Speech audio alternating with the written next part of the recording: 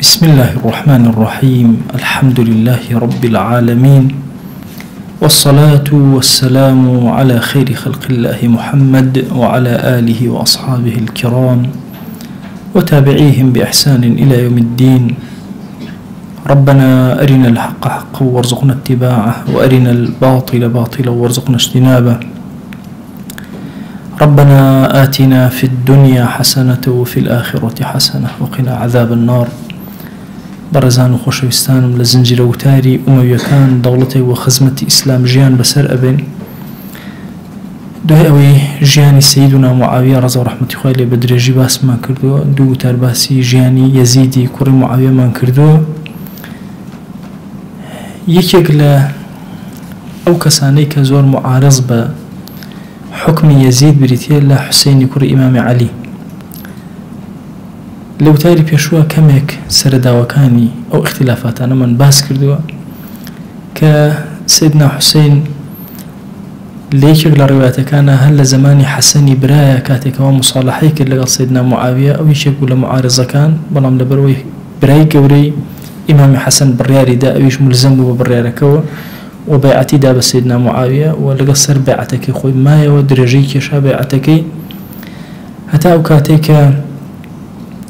سيدنا معاوية وفاتي كرد، وسيدنا معاوية لحياتي خويا محاولة كرد بيعد لهم كزور قريبو يزيد كوري دياري شغلواني كمعارض بو كبيعتي ندابريتي ولا حسين كوري إمام علي. دواتريج يزيد شغله الله السياسية زور قشنده قوركاني أو بو كزور زوري كرد لسيدنا حسين وعبد الله كوري زبير وعبد الله كوري عمر. أما أنا كسراني زور قوربون ويستي بزور هر بيعتي عم بيورقري وانش بنان دا بناي مكة لمكة ورده دسيان كربا قورينوي ناما لقال أهل كوفة. أهل كوفة ديار لو كاتا طبعا جهاني إسلامي تشان شوينة كي زور بارزي تياب دولة شوينة زور هرا بارزة كان جهاني إسلامي لعراق كوفة وبصرة. طبعا مدارس علمي مدارس نحوي حرشي أقري أم كوفة وبصريتي. كوفة وبصرة لعراق دو شوينة زور تايبتن وأم دوشوان هردو كان حركة ونشاطي زور قويان تيابو بويا دائما أهل العراق يقول لو شوانانيك همو خليفة وهمو كسيكهات وماندوب بدسيانو. حتى إمام عمر رضا ورحمة الله فرمي أجر أهل العراق همو روجا داوي قرني خليفة بكان أمريكان بكان خليفة همو روجا بوان أقر جولو حركة أهل العراق جياواز لشوانا كانت بويا دسيان كربنا من ناردن. أما هموشان باعتيان داو أهل كوفة بيزيد لجيرو دسيان كربنا من ناردن بو سيدنا حسين كإما باعت بتو أدين تورناو كوفتو بارزراوي إما هما لقلتين. أما نكوم الله هكاربون سيدنا حسين أراستي فكري خوي قرانكاري تيابكات شوك أجر سيدنا أبلان حسين بما يتبع ورده كزنا أما زورني خلقي باعتي دابو أيش باعتي يده بلام هالي يزيد لوا كزوري لإمام حسين كرد. إمام حسين يشكتشونا ومكة مراسل أهل العراق لقال يا دوه كاري سركي ونبو قران كاري لا فكري سيدنا حسين وقران كاري برو الثورو برو شورش. أما كان فرمايشتي كي بيغمر جان صلى الله عليه وسلم سرتا باس كم لا باسي فضلي سيدنا حسين روجي كان نيكيك لهاولان بيغمري خواه صلى الله عليه وسلم دعوت كردو كاتك تشريف مباركي لقال هاولانا أسون بو أوي لريا حسيني بيني لسر جادي ياري أكي لقال منالانا بيغمري خواه صلى الله عليه وآله وسلم باوشي بو كرتو وستي بيقري وجر راي كرت. بيغمري خواه صلى الله عليه وآله وسلم راي أكر بدوايا أم لا أو لا زور لأخيرا قرتي خوشو اسمان صلى الله عليه وسلم دسي كي خست إيري جيرچناكي سيدنا حسين دسي كي خست پشتي سري ماچي دمي سيدنا حسين كرت فرموي حسين مني وأنا من حسين. حسين لمنا ومن بشكم لحسين. أحب الله من أحب حسينا خوا أو كسي خوش بي كحسين خوش. أو الدعاء بيغمر صلى الله عليه وسلم بويا بحبي ضل إمام حسين من سيدي شباب أهلي بهشت من خوش إن جاء فرموي حسين سبط من الأسباط. فرموي حسين سبطك الأصوات. السبط دو معناه العربي سبط بمعنى كتزادة طبعا أولادي كور بيوتري حفيد، أولادي كور بخوار وبيوتري حفيد، أولادي كز بخوار وبيوتري سبط، أو معناه كتي يعني أمش كتزاي من شون كتزا كاني ترهان خوشويستن أمش خوشويست سبط معناه يشتري هي معناه كتير يعني قوم يعني قليش جورة بيوتري سبط. أفرمون هندق لشراح حديث أفرمون كلمة دهني بيغمر صلى الله عليه وسلم ما بزو كفرمو سبط من الأسباط يعني حسين أو ندوة شيء زور أبيك كأنما خويبتنها قومك قليش جورة فعلا إيش أوها حتى استوى شيء سيدنا حسين رضي الله تعالى عنه حتى أسبر دوامة وكان زور زور للجهان الإسلامية كلا إمام بسادو سيد ناصر أو رواية إمام أحمد رواية كردو رواية اشترك ابن عمر بما نجرته لبخاري شريفة هاتو بيغمري صلى الله عليه وآله وسلم فرمي هما ريحانتايا من الدنيا دوغل الريحانة كامل للدنيا وليتين لحسن وحسين كأولاد فاطمة كشي بيغمر صلى الله عليه وآله وسلم. حسن وحسين للرواية كافرمي الحسن والحسين سيدا شباب أهل الجنة. حسن وحسين هبدو كان دو جنجا سيدي جنجان دو جنجا سيدي جنجا كان لناو بهشت. عند العلماء فرمون أم الروايات دليل لسرقوي أم دوانا بجنجي وفاتك زور عمرناك لبروي سيدي شباب أهل بهشت. ديارة أم فرمايشتانا همويان فضلي سيدنا حسين أجينا كشن آستيكي قوريه وشن خوشويز بالله بيغمبر صلى الله عليه وآله وسلم. هو كاري درچوني لمسألة طبعا لما فرمايشتك من هي بيغمبر صلى الله عليه وآله وسلم فرمي هركسيك بمري وليس في عنقه بيعة لقردني بيعتك نبي أبو أمير إيمان داران وخليفة إيمان داران مات ميتة جاهلية بجاهلية مردو أوكس مردنيكي جاهلاني كردو أبي لقردني بيعتها أبو إيمان داران إمام حسين زور شاق أمي أقال لي بلان بوشي بيعت ناداتو معارض أبي مبدئي إسلامي لسر شورايا شورا كسك دياري أكابي كات خليفة مسلمانا نك خليفة بيشوتر خزمك خوي دابني وكو ملك بدون خوي أبي تر دابني بويا زور معارضة أمان أكد بتنديج لسر أما أوستانوا بويا السرتاي كارك لو بدا سيبيا كرد كأم بيعتي ندى دوام قناه كاتك ويزيد زوري بو هنا وتشونا مكة وردا دسي كربا إيش كردن لسر شي مقاومة حكم أموية كان طبعا يزيد لصالي شسطة أبيت خليفة هل لصالي شسطة لما يشعبانا لما كوا وردو تجولة برامبر يدروس أبي لا دي ذي الحجي حجية ما ذي الحجية وردو إمام حسين لما كدر أشياء لدي محرمة لعاشورات وشي أو قرفت قورة أبي لا مسألة عراقة كدوات رباسيك هو كاري أويك لما كدر شو طبعا إمام حسين ببي هندي لكلماته كان لا يواب قناعتي ودروز وكأجل لما كشاب من توهر إيكوجن بويا لا يشغل قسكاني أفرمي والله أجل هرشون يكتر بكوجم نك لما كابو كوجمو مكة حراميتك حرامتي يا إخوان برجع أو حراميته حلال بكريتو لدوا منه هركسي كان يزنا مكة بيكوجن. طبعا كاتك سيدنا حسين قرار أداك لما كدربش فضائل الصحابة زورينيان أمشجاريان كردو كأسئلة خدمتنا باسيك كوم الله الرسائل زور نامي زوريان أهل كوفة بونادو همونا مكان الله يخوي هالقرتو همو يعني جورة بيا وين أو كوفة أو واجه بوبي وكان كسر لبلد نامي نادو سيدنا حسين ورا خدمة تابي سيدنا حسين بو أم كارتشي كرد مسلمي كوري عقيل نارد فرمي أي مسلم أمزائك عقيل كور أبي طالب يا عقيل كور أبي طالب فرمي توبشو حوالا بورقر طبعا مسلم كاتك الروج للريا جاري السرطاء الريا لون دوكس بحساب الريا بشان أدن أو ندم ما ندوب القران تاو كور رجع عراق بدوزنا وبيان أدوزا لو صحراء يشب لو كسانيك واشان كوتان بو لتونيا خنكا الريا بشان أدن لتونيا خنكا وفاتي كرد مسلم ناميك نهار دوبو سيدنا حسين داوي لكرك عفويك أم كاريبيا ناكر سيدنا حسين نامي بونا دوتي هر أبي أكار جبجي بقيت كوفة عليكم السلام بويا مسلم ده سكر با ورده جولا حتى وكشوناو كوفة كشوناو كوفة لنا كوفة خلشي كوفة بدزي ودسيان كرب بيعدان بي بيعداني كي زور قورد وعرستانا كم كتشون بشتيتي اكن ايدن بكشتن بير كانوا يعني مسلم هاتوتا اوه زور بهيمني خريكي كاري خويتي 12,000 كس بقريان وبيعتي يدني وسيدنا حسين 12,000 كس دوا عرستانا كم سي كسي شي بدس ونامن بتاقيتنا امنتو شكا فتنة اهل العراق فتنة كي زور قورد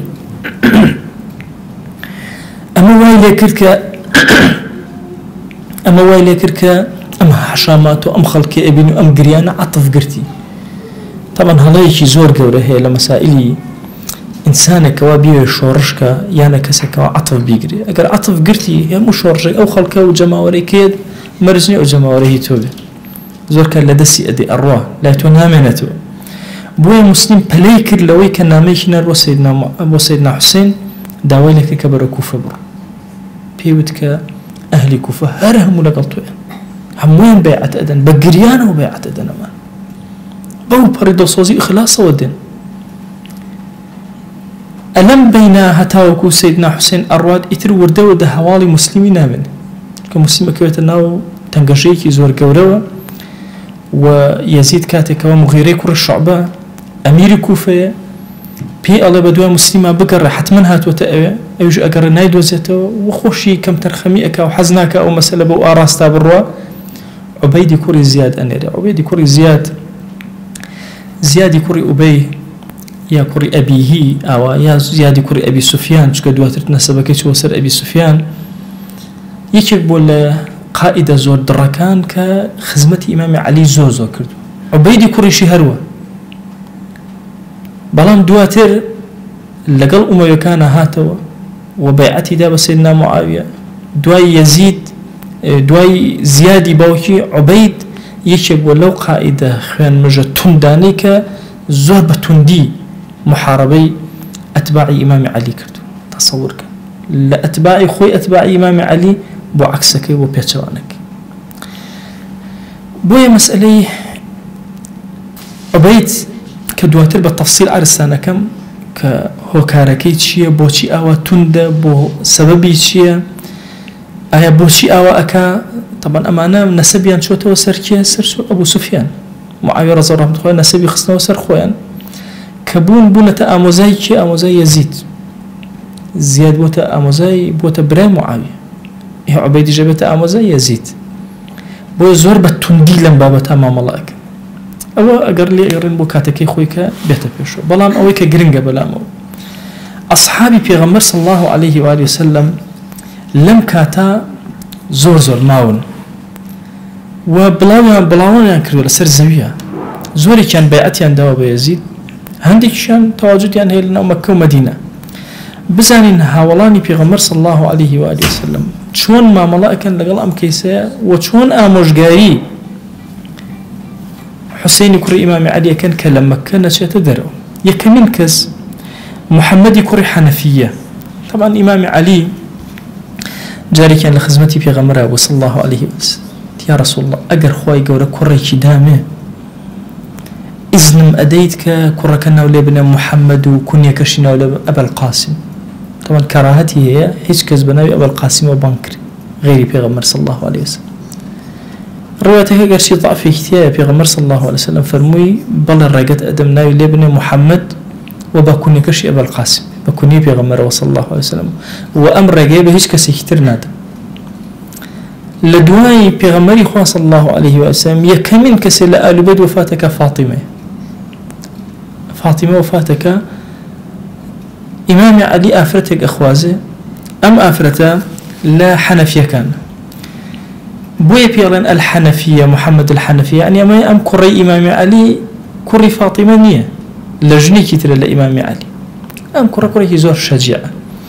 لجمل بجداري ولا صفينة بجداري كردو حتى جاري طبعا وشات أوانيك لقال إمام علي أبو دوات الإمام علي الشهيد كردو أي بشتين لحسن كردو أي حسين الشهيد كردو بتفصيل أرستانا كم أما أنا طبعا هميشه وشادون قسيان هنا قسيان أبد رجع محمد كوري حنفيان بانكروتيان كوري أقام ليه باوكت حسن وحسين نانيري بملابو لابو جنگ وجهاد وأمان كام شو أنا خطر تو أنيري أو نانيري يعني مشتاق دروس كان لو بينا محمد كوري حنفية زور عقلان جواب داته أفرمي من دسي راسي باكم حسن وحسين تشاوي باكم تشاوك إيش كرد دس هني بتشاوكا بوي أزارك نمني يشتي خريب وتشاوكان كيوركا دسك الرايقري بوي من يميني باكم لكيو دامني ألويب حتى لجني الصفينة آلاي ميمني جيشكي سيدنا معاوية بدسي محمد كوري حنفية وكبيس على عمري يكل لك سزور بارزة كان طبعا محمد كوري حنفية يتخزمت سيدنا حسين اي حسين تو براي مني والله أزانو أم كاركبوي أروي هالله أهل العراق بشتيان كردو باوكيان شهيد كردوي إنجا براي قورت حسن أما أنا هولي عندها اختياري كانوا بشتيان تيكر استجابان هيجي متمانن كتو أروي نن رسالين نامين نبيعتيان صاحبي هيش تيقنين زور هول أداء وكمال كلماتي زور قصي زور هولكي زور إمام حسين رضا ورحمة الله هول أداء اشتكان لو بشارته بلام دواتر بي الله برام اشتكان لو مشاره من أزانم أبي أقاد ليبه إما براي كتيرين ودا إمام حسين باسي أكات زور هول أداء لقال إمام حسين كهرچوني كي كردو بشيماني كاتو إمام حسين بريالي داوا أفرمي هر أرو بوي أفرمي كاتي كالروشت لو كاتا محمد كوري حنفية زور نخوش نيتواني سفرك روجو تيبي معلومنا لكم لقلت ويابي إمام حسين بيودوتي أي برام معلومنا لك بوي لقل منا لكاتي كاتو علي إلا تو أكجري فرمي والله كشتني تو أي برام بلام ولا هم معلومنا لكان مصيبتك قورة معلومنا تشير بابر تو قرنجي بلاي منو كتو بربا معلومنا البرا خومنا توانم على الأقل معلومنا لكان أولاد كاني خوي كرة كاني خوي هم يخست خزمتي لخزمة حسين رشد دو همين كس لآل بيتي في غمر صلى الله عليه وسلم عبد الله كوري عباس رضي الله عنه خوي طبعا عبد الله كوري عباس يكل كس زور قورة كان كبي غمري خوا صلى الله عليه وآله وسلم فرمويتي اللهم فقهه في الدين وعلمه التأويل خواه فقه دين تاقيشتنينا وديني بره هرچي تأويلاته لم دينا همي فيركة بياوكي زور عظيم لعلوم الشرعي وأنا أفرمي هات وتي أي برام أهل العراق جاكي السقانين أزانم لبيش شامك تو تشيد لي أكره بويا ابن عباس بياوكي زور عقل يكوم الطرح بإمام حسين أدا يكم الله برام بهيشي وازي مرة مكة بجمع يلا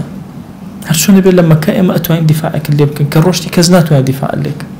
خد أخيتنا وتهلك دو أجر هر أروسي قبل أهل العراق ما كبوا يمن برو ليمن جماعة زورك خدمة كاري باوكتيان كردو اللي بمن روا وقلاي زور جورة شيتيا أجر حتى هير شباب من لقلا كان أتواني خدوا بارزي حتى أوكاتي صلح يعني لقلاك أجر أمانة هرناك هر أروي كرة كزمة بتحقي تنها بربزانة وضع شوانا خزمة كان مبا كسكر مبا من على كان يخود مبا يكيك لو كساني كزور عزيمة لسر أويك هول بدا إمام حسين بجرته والنروة بريتي ابن عباس رضي الله رحمة الله بلام ديار عزم الجزم كي زور قبر الإمام حسين أهيا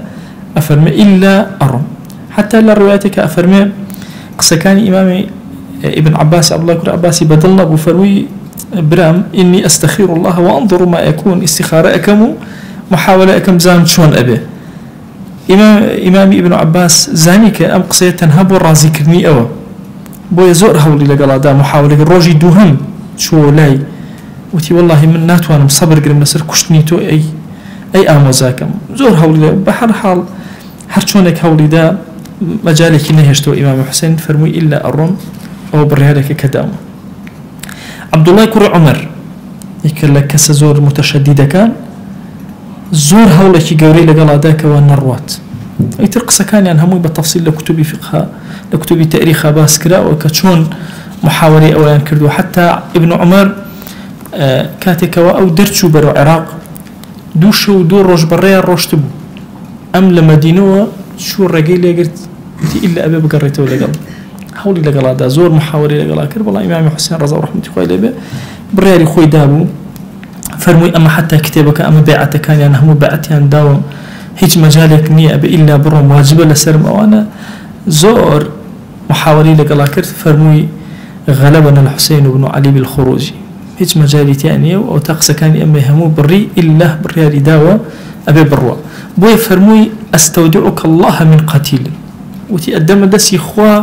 تأكيد مزامتو كسيكي كجراي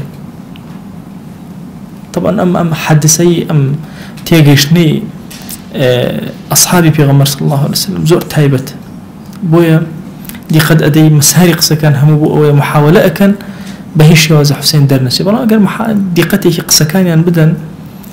كسيان باسي وناكن بيعتك غلط أما باسي وكان كبري أكجري كسيان لرود ديني وناين حجة بينه وسيدنا حسين سيدنا حسين خوي شكل لمجتهدين لنا وأصحابه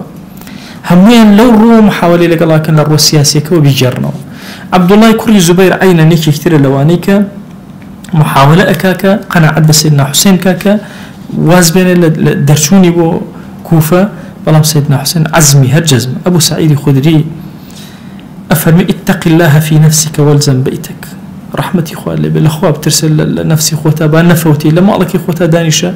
ولا تخرج على إمامك شكابي سعيد الخدري أو يكردو بيعتي داوة بيزيد فرمي لإمامك خود درمتش بقى تفرق بين مسلمان دروز نبي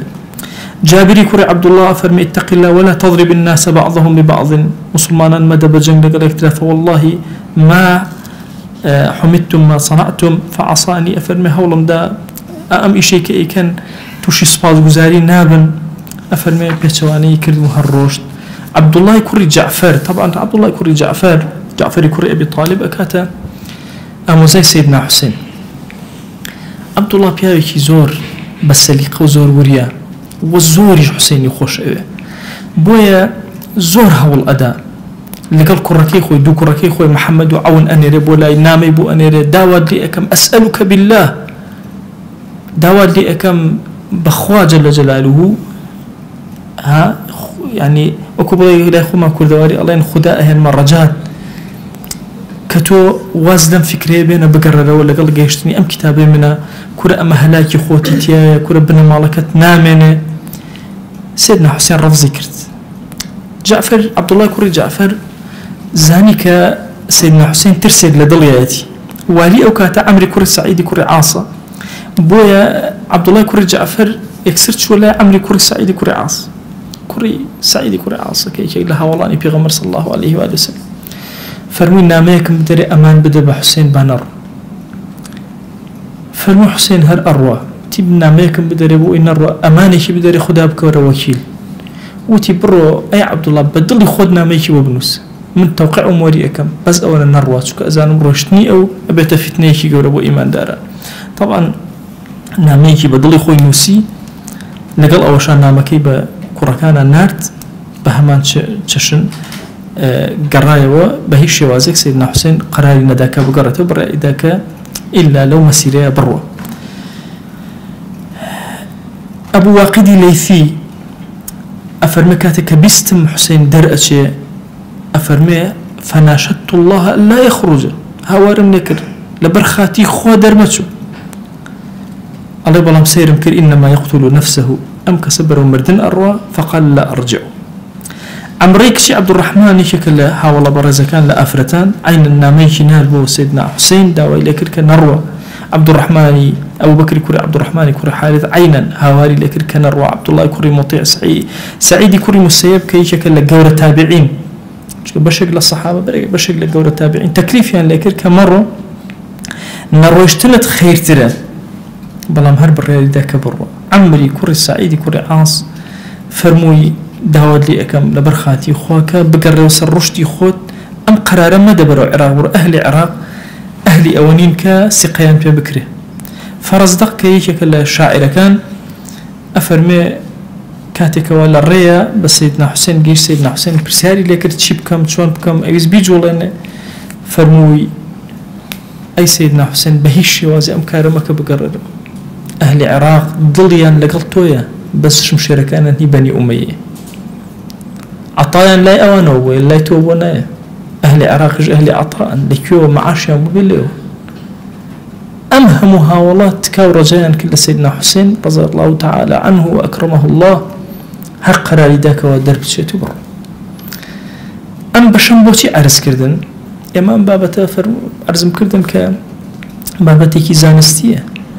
ئێمە بە عەتف و بە دڵ و ڕۆح لەگەڵ سەیدنا حوسێنین خۆشمان ئەوێ بەڵام ئەوێ بزانین هەڵەکان لەکوێوە سەرچاوی گرتووە چۆن سەرچاوی گرتووە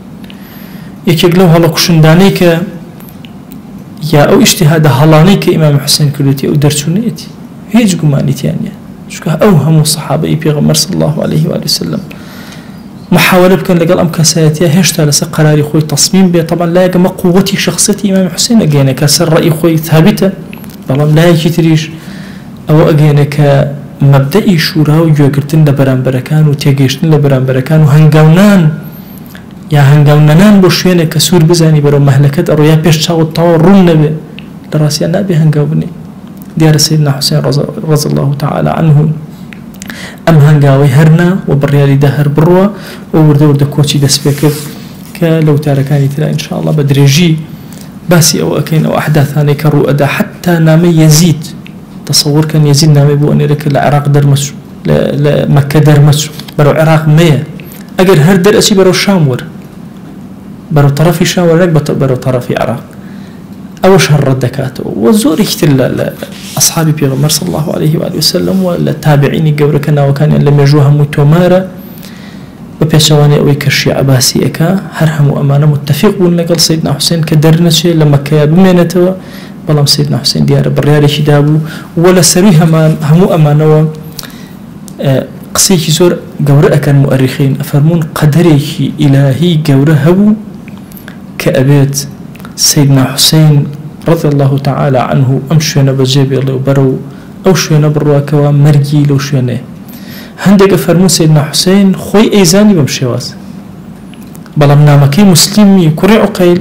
زور هندريكي بقود وبدرتوني سيدنا حسين رضي الله تعالى عنه كدوان زهزار كزبيعتيان داوية ودوات ريش باسي أكين بالتفصيل كسون أمانة بشتيان كردا بيعتا كان وبشتيان كردا سيدنا حسين رضي الله تعالى عنه أمشوا أمن دبسا دواء كين لذاتي باش برودگار خواهجان دلمان ليل نكي برقبون لهيج صحابة إيكي بيغمر صلى الله عليه وسلم إلهي أم صحاباني بيغمر صلى الله عليه وسلم تشاوكانيان بديداري بيغمر صلى الله عليه وسلم شهاد بوا ديتو قوري خوت خوايا لت أبارين ولت ألغرين ورضواني خوت سلامي خوت صلواتي خوت رحمتي خوت بركاتي خوت بسريانا ببارنا يا رب العالمين إلهي ومن جرى لو عبدانك عقيديك ساغ وجوان هي برامبر بأصحابي بيغمر صلى الله عليه وسلم إلهي حبي حسين وآل حسين لضلمانا بجسبنا يا أكرم الأكرمين إلهي داوى اللي أكين بناري جوانت بصفتي برز باسم عظمت درجات من برز كروا رحمتي خود بسر من أداء ببارينا قبولي خود من بدري رضواني خود بسر من أداء ببارينا دل من وابستي دينكتك يا أكرم الأكرمين إلهي صلاة والسلام أما جسي أما بقينا بيغمبر صلى الله عليه وسلم يكيكنا من لخزمتي أبينا محبتي دلي أمي بيبقينا إلهي داوى اللي أكن بناوي جواند وصفتي برز باسم عظم الظلمان آرامك خواه ظلمان آرامك خواه مالكان من آرامك خواه جيان من برك لآرامي رحمت بسر مانا ببارينا كرمي خود بسر مانا ببارينا لخشبوني خود بسر مانا ببارينا رزقي خود بسر مانا ببارينا إلهي داوى اللي أكن بقوري خود جيان من بورخ خرو يا ربي خواه دين داري من بورخ خرو ومن بحال مال مالدارك ومن بمنال منالي في عطاك ومن بمنال منالكان صالحك إلهي داود لي أكين بناوي جوانت بصفتي برز باسم عظمت ومن قرفتيك هي بوشار سرك يا أكرم الأكرمين ومن نخوش الشفاء وبنير يا رب العالمين ومن قرزار قرسرشان يسوك ومن كم رزق حلال زيادك ومن جيرودي قناه وخوي بيشار سر ناكري خواه توشار سر منك تخل لنا وجوزاء يقناها درمان بين دور من خرو لقناها كان باك من كرو ساغ من كرو ومن جرى لو عبداني كتو خود بو خود حليان أبجري وليان راضي أبي يا رب العالمين إلهي لقناهي دايكو باوك من مبورة لقناهي براو خشكان من مبورة لقناهي خيزان وهاوسر ومنال وچمن تروجي قيامة مبورة إلهي لقناهي مردوكان من مبورة لقناهي ما وصاب قطابي من مبورة هركز ما فيكي بسر ما نوي خواه لقناهي مبورة إلهي داوار لي أكين برحمتي خوت أمتك بيغمر صلى الله عليه وسلم أمر زور لشكستي أتكي عارق من لي أتكي فرميسك من أرجر بكسين بنازين غيري تو درقاني اجترمانية يا إلهي رحمتي خود بأمة ببارنا من خرو سرقاش كاني خومان عدالتي جهان بدر ودسمان يا أكرم الأكرمين خوايجان لد أبارين ولد ألالين برحمتي خود مسلماناني غزة سركوتوك خوا أسر يهود ونصارى شركة يا رب العالمين يا ربي خوا أم ظلمي جهان لا بر لسرمان يا رب العالمين إلهي داوال لي أكين برحمتي خوتو بزي خوتو بكرمي خوت زور بنا راحتي ششتو لظلم مستمي كافران خو أدريك خير لمسلمان كرو يا رب العالمين نفسك وهناسيك من بدر يا أكرم الأكرمين إلهي يما أمشو لبر رزايتو كوبو نوا لخزمات ميجوي كيزور برشمداري أو أمتي بيغمرا صلى الله عليه وآله وسلم إلهي هاتوين أمشو كلمات وشي أصحاب جولي بقرين هاتوين خومان قواسوتو بوزمني أوان ديتو قوري خود خواه لبهشتا بخزمتي هموها والله من بقينا يا ربي خواه بخزمتي بيغمر من صلى الله عليه وسلم بقينا لبردم أو لحضوري أو كومان كروا بأمتي وقبول مانك برشفاعتي أو من بخ لقل أو حشر مانك يا رب العالمين إلهي بخوا أزاني زور هلوكم وكريمان زور وخجالة بارين تنهاشتك بيا بنازين رحمتي تويا دي هاوار اللي أكين بو رحمة قوريك هتا رحمة بسلمان ببارين عفو مانك دروس مانك بهيز مانك وعبداني كخود بقوري خود ليان راضي أبي يا رب العالمين آمين آمين والحمد لله رب العالمين وصلى الله على سيدنا محمد وعلى آله وصحبه وسلم تسليما كثيرا أبدا إلى يوم الدين خوي قول لقناهي من يشوي أجبوري وخوي قول لمن قبلك يا رب